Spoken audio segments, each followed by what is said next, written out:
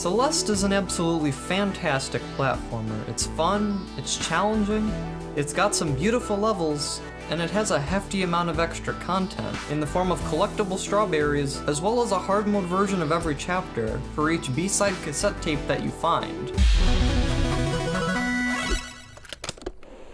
What I was not expecting from this hard platformer, however, was a surprisingly touching story.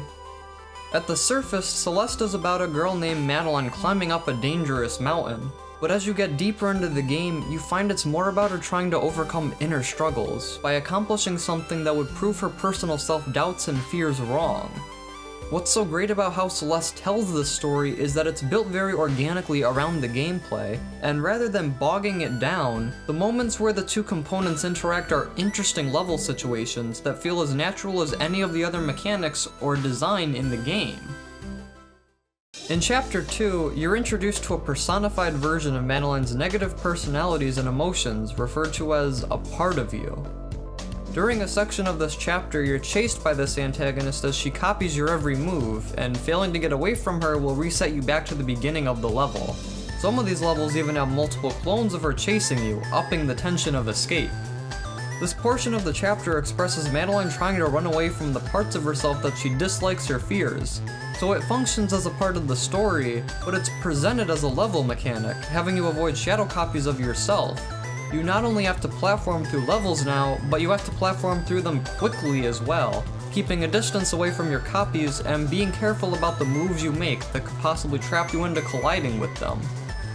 This introduced mechanic provides a unique form of challenge that complements these particular Chapter 2 levels, while also being able to tell a story moment through them. In Chapter 3, despite Madeline trying so hard to be nice to the hotel manager Oshiro, a part of her shows up and pisses him off, resulting in a runaway section where you must avoid a demon Oshiro charging at you, while surviving the chapter's regular platforming obstacles. In addition to being an extra hazard to avoid, you can also bounce off of Oshiro's head, allowing you to jump over regular obstacles if you prepare for his charge attack properly. Much like being chased by a part of Madeline, this mechanic of avoiding Oshiro or using him to gain extra height adds to the levels he's in, making them more challenging in a unique way, but in a way that doesn't feel separated from the rest of the game's level design that you've experienced so far. In Chapter 5, you have to help your friend Theo get out of the Mirror Temple's reflection of Madeline's inner negativity. While it appears like you're the one helping him by carrying his crystal-encased body, he's helping you just as much by acting as a second-player object hybrid, meaning he can activate switches, pass through spikes, and open doors you can't open by just yourself.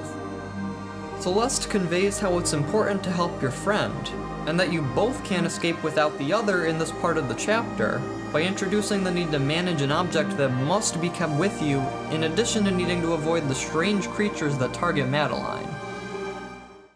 In Chapter 6, you quite literally reach your lowest point, being struck back to the bottom of the mountain by a part of Madeline. This time, however, rather than run away from what Madeline hates about herself by trying to trek back up the mountain, she faces a part of her head-on. This is expressed by having the player make their way through difficult levels on top of having to avoid a part of Madeline's projectiles and lasers.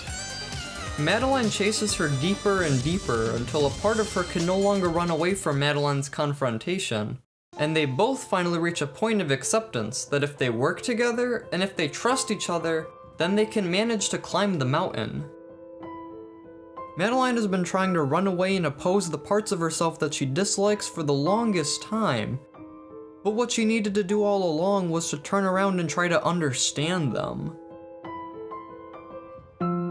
Finally bonding with her other half, Madeline levels up and gains a second air dash, which not only represents the new support she has from a part of herself, it also allows levels to become more complex from that point forth, accommodating for the new distances she can reach with that second dash.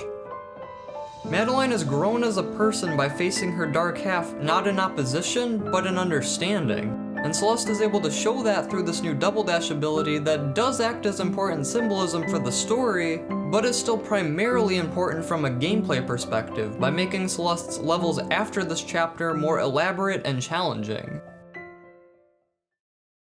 All of these changes to levels and gameplay are never drastic changes. They're based on moments being told in the story, but they're expressed in the actual gameplay as special situations that build on the foundation of the core level design, making those particular levels more difficult and complex, but in ways that, without their story context, still play just like any of the other levels of the game. Celeste's story of Madeline overcoming anxiety and depression is greatly enhanced and more meaningful by also being told through these creative moments in the gameplay. But what's even better is that Celeste doesn't have to be about its story for those who aren't interested. Each of the moments the story interacts with the gameplay doesn't require the story's context to play.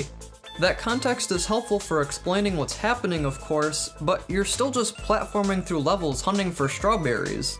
All that's different is now you're being chased by something, or you gotta carry this thing with you, or now you can dash twice. They're organic changes to the gameplay, meaning Celeste can be played completely isolated away from the story it tells if you so choose. Not to mention, all cutscenes can be skipped, so if you're just playing Celeste for some good old challenging 2D platforming, that option is available to you. Celeste tells a meaningful story in part through unique moments in its gameplay, yet these moments do their best to never take away from Celeste's main focus of being a superbly fun platformer. And in a lot of these cases, the moments seem planned with the gameplay as a priority, having a wholesome and moving narrative developed around them. But hey, that's just my perspective.